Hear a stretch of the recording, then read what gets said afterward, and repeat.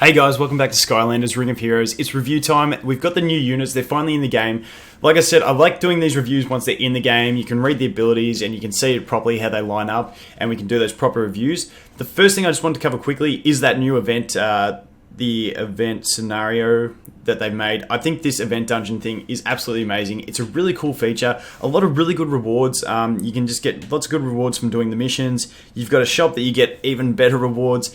You can farm this unit. You get it. It's really good. I really like this update. I think it's an absolutely massive update. This is a really cool feature. I hope they do this every time they bring a new character into the game, because it is really exciting doing this sort of stuff. So the first thing I wanted to just mention before we went into the unit reviews was this exchange shop. A lot of people are asking what you should buy from the exchange shop. Once again, like everything in the game, it's whatever you want. The priorities I took is I did the upgrade stone, the green ones, like 100% you want to buy the green upgrade and the purple upgrade stones. Definitely, I reckon they're a must.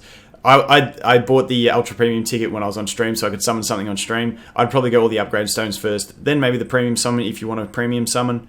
And then I'd move. What I'm going to do is I'm going to do the Nightfall pieces, and then I'm going to stop there. Nightfall we'll get into the review, but even if it's a unit that you think isn't good, I still think anything like this that comes around, you want to farm all the shards for it, because if it gets a buff later on, if you decide later on you do want to build it, you don't want to regret not having those shards. The elixirs I'm not too fussed about. The ores I'm not too fussed about at all. I won't get those. If you really want them, you can.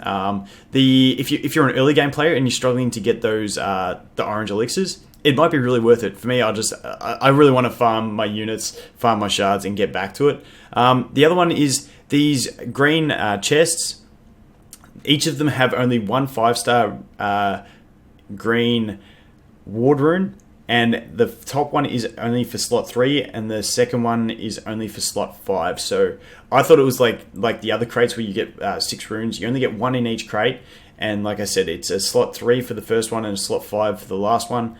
So if you're early game and you're trying to tank out one of your units, it might be worth it. It's a lot of farming, that 2,500 for it. So me, I definitely won't be doing it.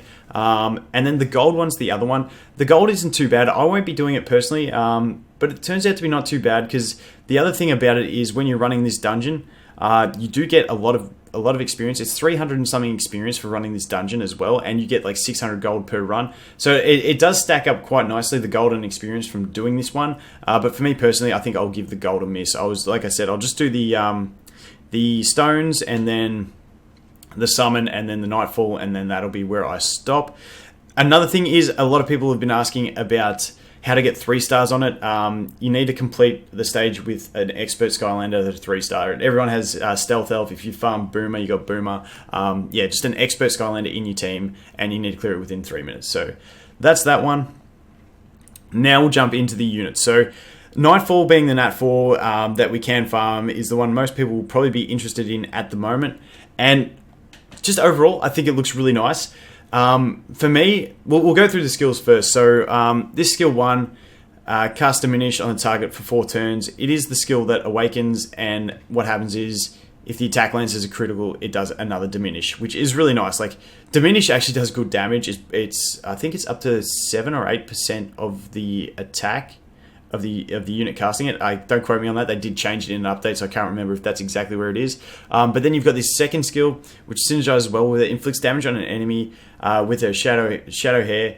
This attack deals greater damage in proportion to the number of diminish effects. And so this I can see doing massive damage when you crit, you put 2 diminishes on, then do this attack. Like, I can see it doing huge damage. Skills up to a 3-second reduced cooldown, which makes it a 6-second cooldown. For Arena, that's going to get you attacking really quick, and you're elemental neutral to everything, and beneficial to light. So depending on the multiplier of this, when you don't have any diminishes, it could be a really, really nice first turn Arena nuke to try and get rid of a real threat. Once again, haven't tested, don't know the multipliers, so that's like a really nice skill for that. And then also, just like I said, the synergy with that first skill, when you crit, you get 2 diminishes, and then this, I can see it doing a lot of damage.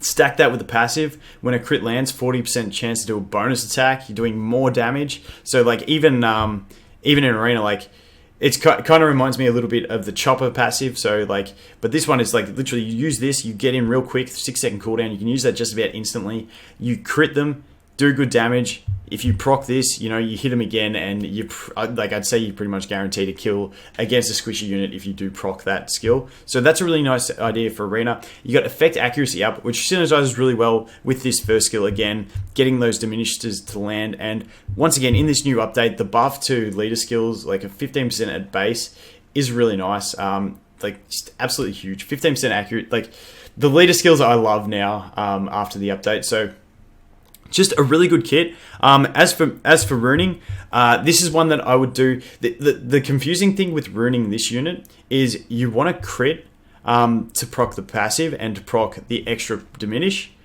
But you are doing diminished damage, so you want to do attack. So this is definitely, like, I think for me, I'd aim for a crit rate and attack for my slot 2 and 6, because I'd be tempted to see if you could get good substats, you'd go attack.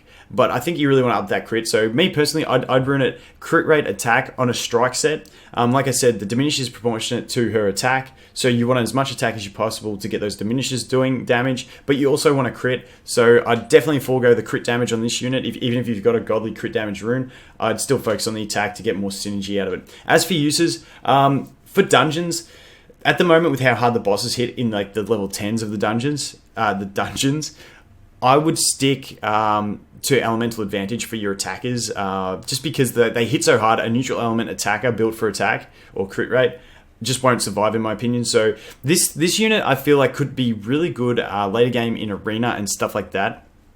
But for now is one that I'm not going to build. But like I said, I'm going to keep all those shards because I think it has real potential later on. Especially with that awaken, all those diminishes. Like, I can just see, like, it reminds me of playing World of Warcraft with like an assassination rogue. You just stack all the diminish, all the bleeds, put it in a team with like a Crypt King and a Hex and all those sorts of good stuff, and you can just stack all the bleed damage and just watch things melt away. I think it would be really fun. So it is a playstyle that I really am looking forward to testing out eventually. But yeah, that's it for Nightfall. Really good unit, really solid unit. Cool looking unit too. So yeah, nothing bad with that. I'd definitely farm all those shards and keep them in stock. But once again, probably not something I'm going to look at building right now. And then the other one we've got is the Blastermind. Now, this unit, like, to me, looks like it could be a really, really good unit. Just everywhere. So first of all, we look at the element. It's magic. It's strong against B10. That's nice already. But it comes down to whether the kit is going to be helpful. I'll just put it on Awaken so we can see the Awaken skills. But so this one is a heal. So it's a 3 mana heal on a 15-second cooldown, and it inflicts damage on all enemies. So don't know how big the heal is gonna be, but it doesn't say it's based on HP or anything like that. So it's gonna be one that you could probably use this as an attacker, help you clear waves in B10 or something like that, and then you get a heal off of it, and that heal is gonna be based off attack. Unless there's something I'm missing, it should be based off attack. So you can build it for attack, get a good AoE damage in, and get a heal, which is real nice. Skill 2. This skill 2 is one that I'm not overly massive on. It's 4 mana, 11 second. If it's got really good damage, maybe.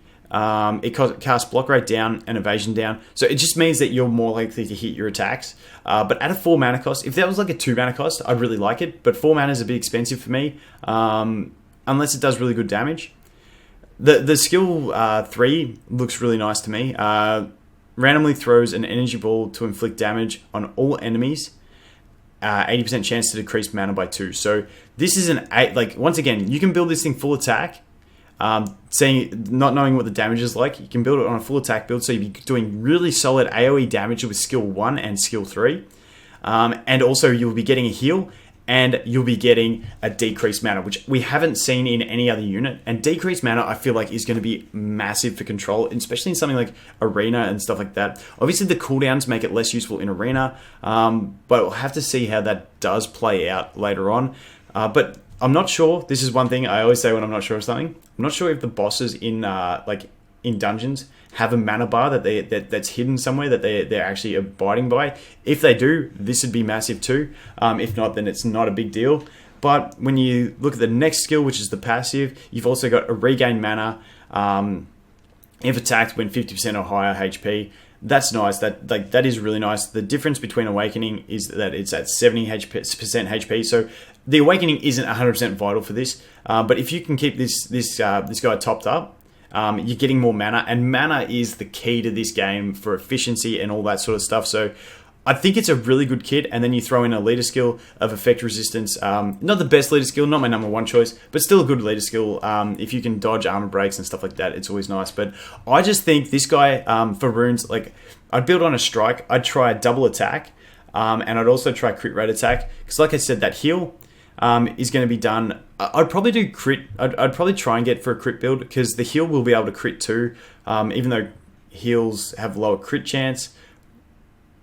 I'd still be tempted to do the crit build and see how it works. I'd probably test a full attack versus a crit attack build. But yeah, that way you're getting 2 AoE attacks that are going to do hopefully really good damage depending on the multiplier. You've got mana decreasing skill for the enemies on AoE, and you've also got a heal. So it's a nice balanced support unit. It kind of reminds me a little bit of Hot Dog, but you've got AoE pressure and really good damage, whereas Hot Dog sort of had the heal, had the attack buff, but didn't really do much great damage. But I feel like this is going to be really good for help speeding up waves and stuff like that. And yeah, I just think it's another really solid unit. Once again, falls into the trap of being a Nat 5 that you can't really 6-star straight away. But once it does get into that 6-star world, it'll be nice. And the fact that you really don't need the Awakening skill to be effective is also awesome for it. So that's Blastermind, another great unit. I definitely think has some potential. And I'm loving seeing I like seeing new mechanics come into the game, and the mana stealing and like the mana decreasing skill. I really like that sort of thing. It's just new mechanics, new stuff to play around with. Hopefully they bring it to a more free-to-play unit sometime that we can test out too. But that is going to be it for the new units. That's the Nightfall and the Blastermind. If you have any other tips or suggestions for them, please leave them in the comments. I'd love to hear what you guys have to think about them. Good luck with the grind. Get those challenges done in the episode dungeon. Like I said, these episode dungeons are amazing. I really do like this. And yeah, that's going to be it for this video, guys. But thanks for watching, and I look forward to seeing you in the next one. Cheers.